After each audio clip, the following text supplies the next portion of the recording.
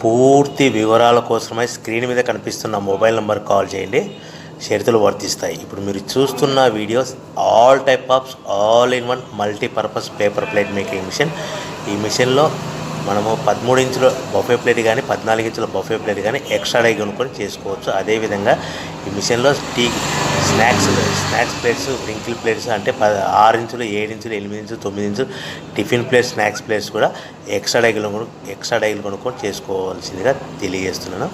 So ఈ మిషన్కు 2 HP Motors ఉంది. మనం ఇంటి కరెంట్ కాకుండా దీన్ని కంపల్సరీగా కేటగిరీ 2 మీటర్ ఫిట్ చేసుకోవాల్సిందిగా తెలియజేస్తున్నాను. సో మనము ఈ మిషన్లో బేరింగ్ డైల్ అంటే 13 ఇంచులు కానీ 14 ఇంచులు కానీ మనకు నచ్చిన డైలీ ఎక్స్ట్రా డై కొనుక్కొని బఫే ప్లేట్ తయారు చేసుకోవచ్చు. అట్ ద సేమ్ టైం చిన్న చిన్న కప్పులు కూడా తయారు చేసుకోవచ్చు.